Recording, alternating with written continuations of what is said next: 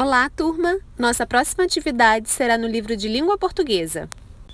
Vamos para a unidade 6, onde vamos ler um conto maravilhoso. Vamos ler e interpretar essa história.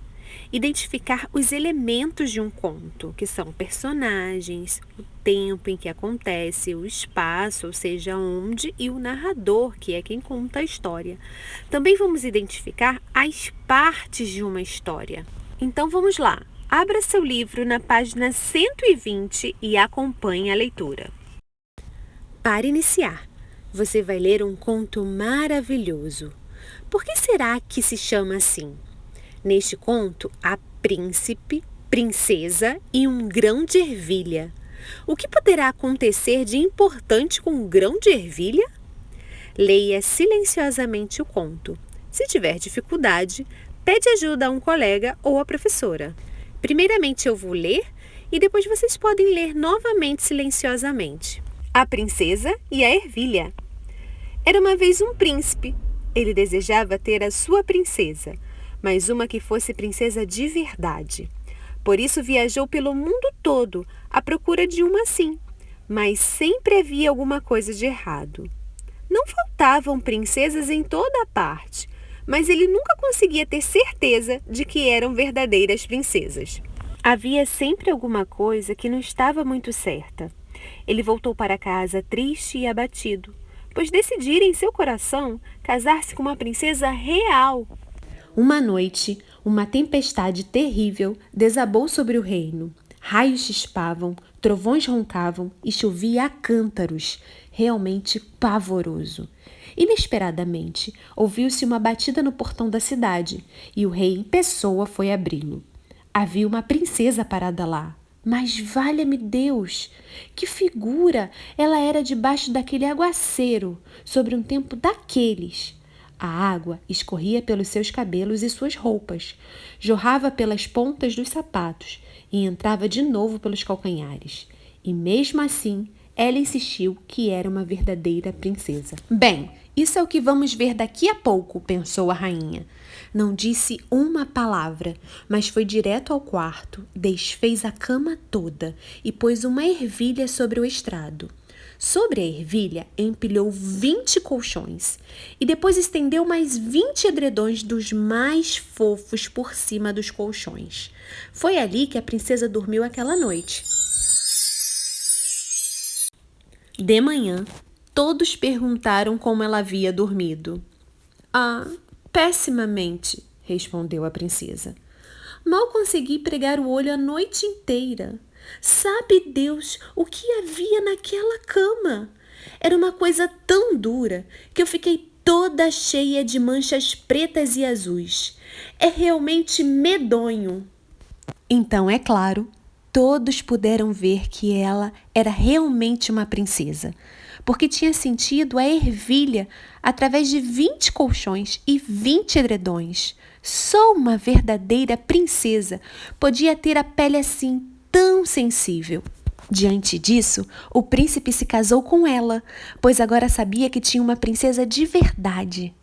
E a ervilha foi enviada para um museu, onde está em exibição até hoje, a menos que alguém a tenha roubado. Pronto! É um bom arremedo de história, não é?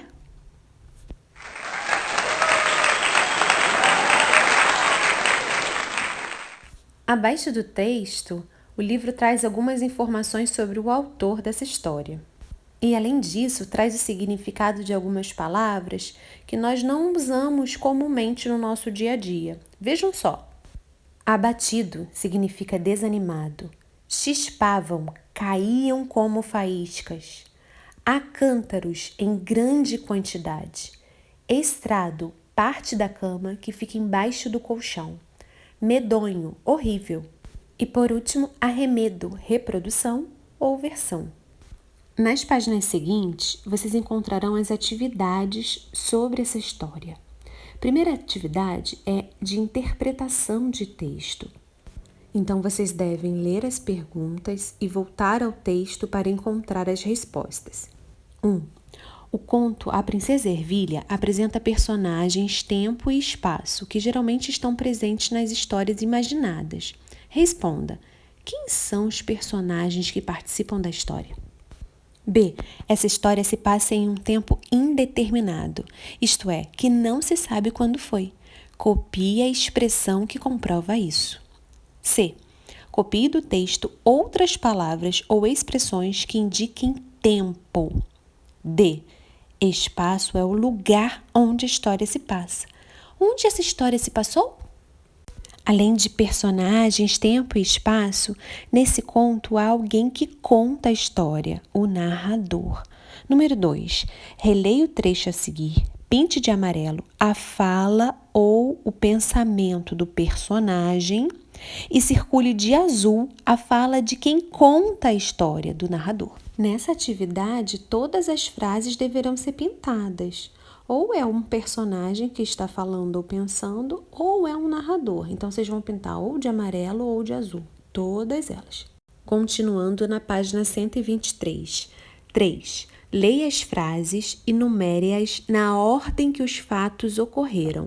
Então, aí vocês têm 5 fatos e vocês vão numerar na ordem. 1 para a primeira coisa que aconteceu, 2 para a segunda coisa, 3, 4 e assim até 5. Número 4. Por que o príncipe não encontrava uma noiva? 5. Conversem por que a rainha colocou um grão de ervilha na cama da moça. Então, com a história, a gente já entendeu que aquilo era um teste para saber se ela era realmente uma verdadeira princesa, não é? 6. Ligue o nome de cada personagem à fala correspondente. Princesa, rainha. Então, o que a princesa falou e o que a rainha falou? Aí, vocês vão ligar. 7. Observe que as falas dos personagens não trazem travessão no início. Esse texto não usou travessão. Pinte, na atividade anterior, os sinais que foram usados para destacar as falas. Esse sinal é um outro modo de iniciar a fala dos personagens. Qual o nome desse sinal? A questão 8 é uma questão de opinião. Vocês gostaram do conto? Para que tipo de leitor vocês indicariam a leitura desse conto? Página 124. Agora vamos fazer uma atividade onde vamos entender as partes que compõem um conto. Vamos ler a questão 9. O conto que você leu está organizado em momentos, em partes. Cada uma dessas partes do conto tem um nome.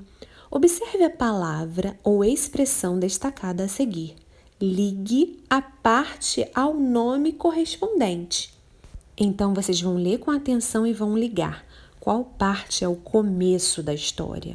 Qual parte é a complicação da história? Qual parte é o momento de suspense da história? E qual parte é o final da história? Embaixo, nós temos um esquema onde organiza o que nós estudamos até então. Os elementos que compõem um conto, que são personagens, tempo, espaço e narrador. Os momentos do conto, que é o começo, a complicação, o suspense e o final. A intenção de um conto, para que serve? Para entreter, para estimular a imaginação. E resta uma parte para ser completada. Quem é o leitor de um conto? E por hoje é só, pessoal. Façam tudo com muita atenção e capricho. Um beijão e até mais!